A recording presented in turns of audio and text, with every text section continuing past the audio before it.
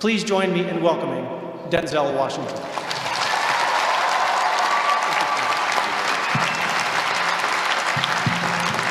Thank you.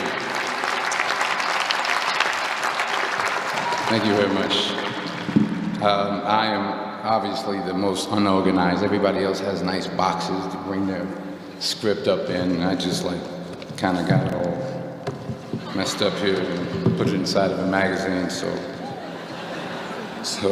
in fact, I don't even have it in the right order. Wait a minute, let me get it in the right order here. So if it starts flying around the stage, just, run around and grab it for me and bring it back up here for me. I'll keep going as I can. President Gutman, Provost Price, Board Chair Cohen, fellow honorees, beautiful honorees, and today's graduates. I'm honored and grateful for the invitation today. It's always been great to be on the Penn campus. I've been here before a lot of times for basketball games. My son played at the Palestra, played on the basketball team. Yeah, that's right. He played on the basketball team. Coach didn't give him enough playing time. We'll talk about that later. No, but I'm really pleased with the progress that Coach Allen has made, and no, I do. I really am, and I hope him the best success in the future. And I always get a warm welcome when I come to Pennsylvania, when I come to Philadelphia, except on the few occasions where I wear my Yankee cap.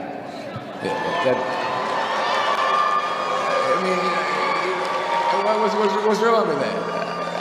I can't suddenly just switch up and wear a Philly cap. I mean, it's like taking your life in your hands around here when you wear a Yankee cap. I'm telling you. I met a couple of guys and they were like, "Hey, we love you, Denzel, but you walk around with that hat on, we don't care who you are." So you'll be happy to see that I'm not wearing my Yankee cap today. I'm wearing my Yankee socks, my Yankee t-shirt, my Yankee jog shorts, my Yankee underwear, my Yankee toe warmers, but not my Yankee cap. But still, I'll be honest with you, I'm a little nervous. I'm not used to speaking at a graduation of this magnitude. It's a little overwhelming. It's out of my comfort zone. You dress me up in army fatigues or throw me on top of a moving train, someone said, unstoppable, or ask me to play Malcolm X, Reuben Hurricane Carter, or Alonzo from Training Day. I can do that. But a commencement speech, it's a very serious affair, and it's a very different ballgame. There are literally thousands and thousands of people here. And for those who say, well, you're a movie star, millions of people watch you and watch you speak all the time, well, that's true. That's technically true. But I'm not actually in the theater watching them watching me. I think that makes sense. I mean, I'm not there when they call for a fidget around or pull out their iPhones or text their boyfriend or scratch their behinds or whatever it is they're doing in the movie theater. But from up here, I can see every single one of you. And that makes me uncomfortable. So please, don't pull out your iPhones and don't text your boyfriend until after I'm done. Please. If you have to scratch your behind, I understand. Go ahead. I was thinking about this speech, what I should say. I figured the best way to keep your attention would be to talk about something, really like juicy Hollywood stuff. I thought I could talk about me and Russell Crowe getting in arguments on the set of American Gangster, but I said, no, you're a group of high-minded intellectuals, you're not interested in that. Or maybe not. I thought about a private moment I had backstage with Angelina Jolie in a dressing room after the Oscars. But I said, no, I don't think so. This is an Ivy League school, and Angelina Jolie half naked in a dressing room. Who wants to hear about that? No one. No one. This is pen. That stuff would never go over well over here. Maybe at Drexel, but not over here.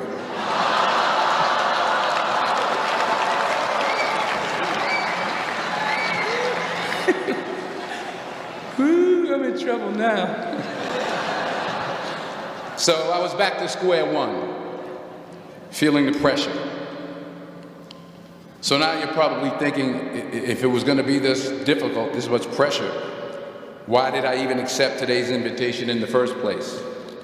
Well, you know, my son goes here, that's number one. That's a good reason.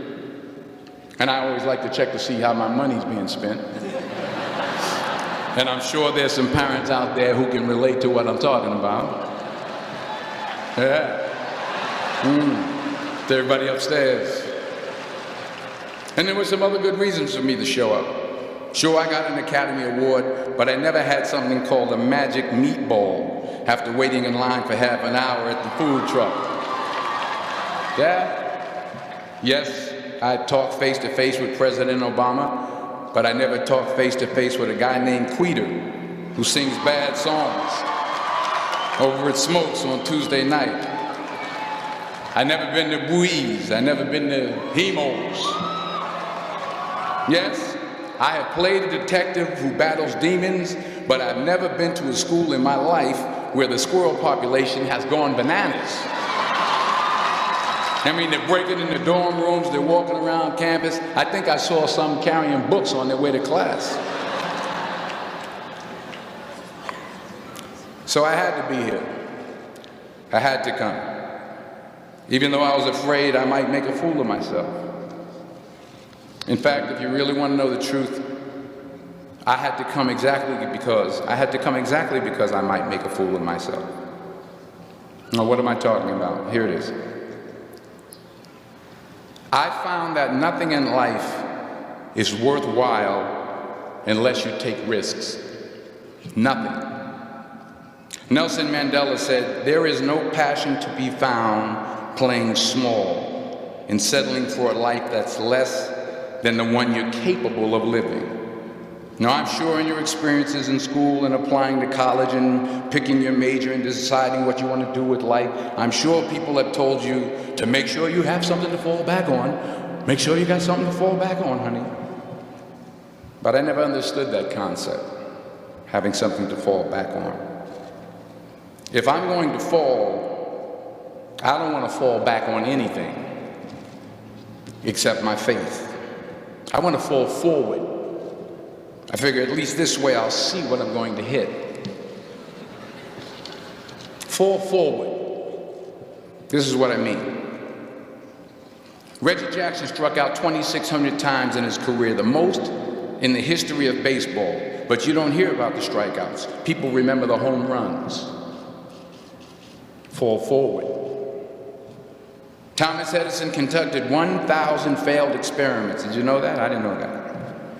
Because the 1,001st was the light bulb. Fall forward.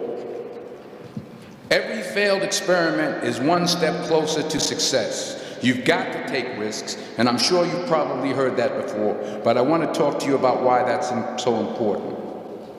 I got 3 reasons, and you can pick up your iPhones. First, you will fail at some point in your life. Accept it. You will lose. You will embarrass yourself. You will suck at something. There's no doubt about it. And I know that's probably not a traditional message for a graduation ceremony, but hey, I'm telling you, embrace it, because it's inevitable. And I should know.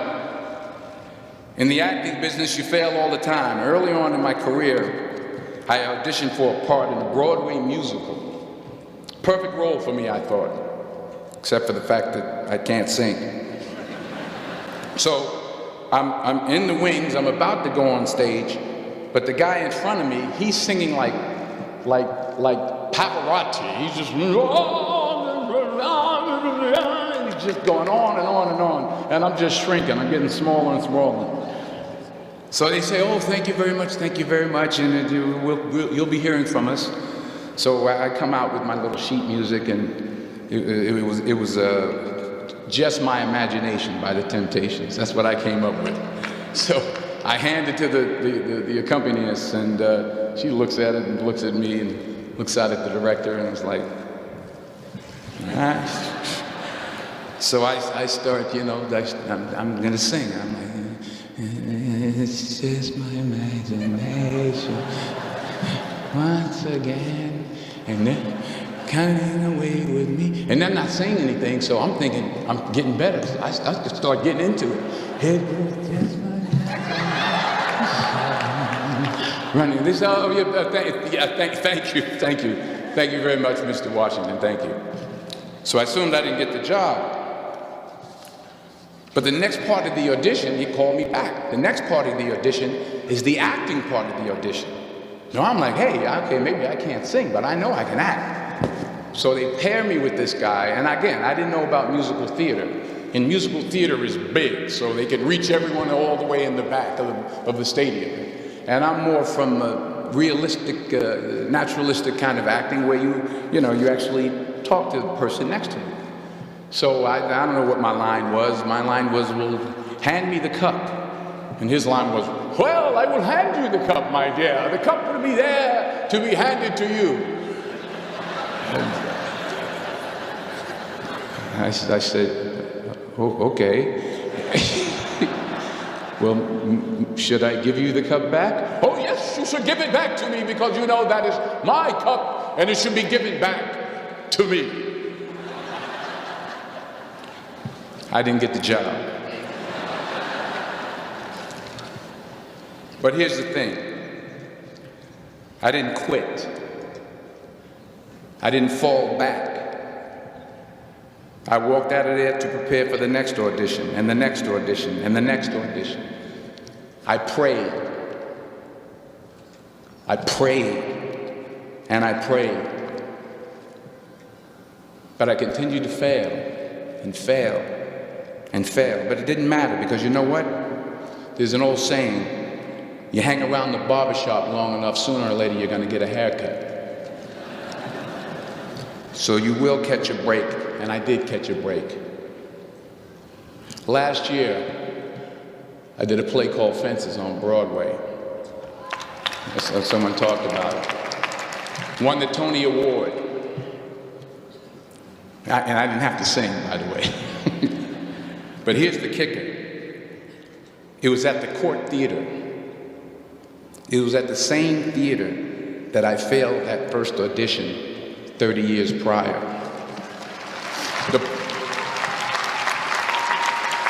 The point is, and I'll pick up the pace, the point is every graduate here today has the training and the talent to succeed. But do you have the guts to fail? Here's my second point about failure. If you don't fail, you're not even trying. I'll say it again. If you don't fail, you're not even trying. My wife told me this great expression. To get something you never had, you have to do something you never did. Les Brown's a motivational speaker. He made an analogy about this. He says, imagine you're on your deathbed, and standing around your deathbed are the ghosts representing your unfulfilled potential. The ghost of the ideas you never acted on. The ghost of the talents you didn't use. And they're standing around your bed, angry, disappointed, and upset. They say, we came to you because you could have brought us to life, they say.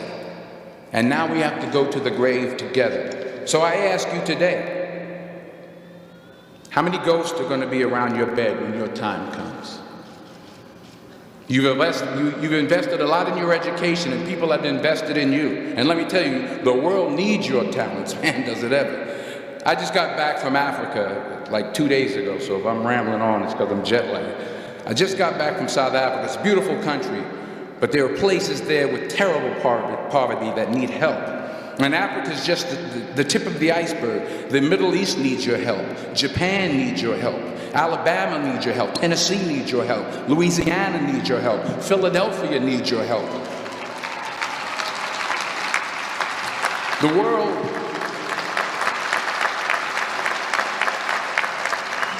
world needs a lot, and we need it from you. We really do. We need it from you young people. I mean, I'm not speaking for the rest of us up here, but I know I'm getting a little grayer. We need it from you, the young people, because remember this. So you got to get out there. You got to give it everything you got, whether it's your time, your talent, your prayers, or your treasures. Because remember this, you will never see a U-Haul behind a hearse.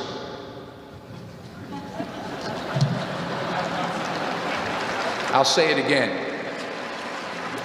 You will never see a U-Haul behind a hearse. You can't take it with you. The Egyptians tried it, and all they got was robbed. So the question is, what are you going to do with what you have? I'm not talking about how much you have. Some of you are business majors, some of you are theologians, nurses, sociologists. Some of you have money, some of you have patience, some of you have kindness, some of you have love, some of you have the gift of long suffering, whatever it is, whatever your gift is. What are you going to do with what you have? All right, now here's my last point about failure. Sometimes it's the best way to figure out where you're going.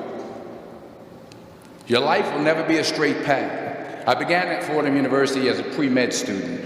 I took a course called cardiac morphogenesis. I still can't say it. It's cardiac morphogenesis. I couldn't read it, I couldn't say it, I sure couldn't pass it. So then I decided to go into pre-law, then journalism. And with no academic focus, my grades took off in their own direction. Yeah, down. I was a 1.8 GPA one semester, and the university very politely suggested that it might be better to take some time off.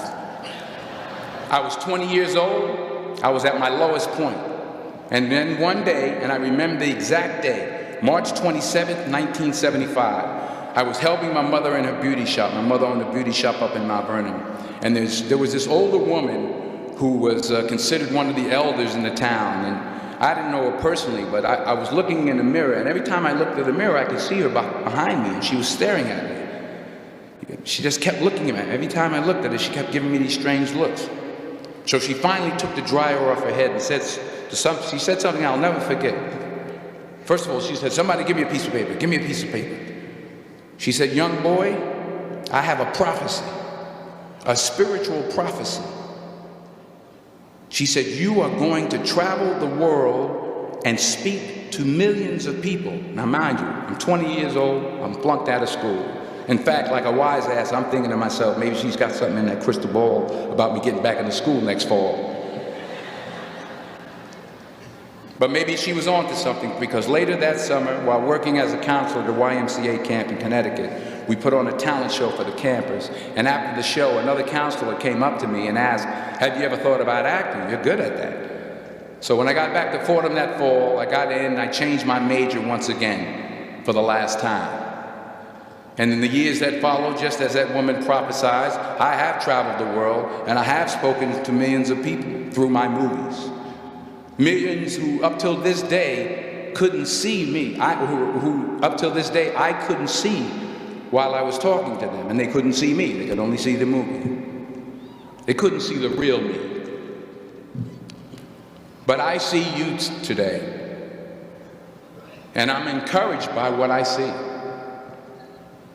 And I'm strengthened by what I see. And I love what I see.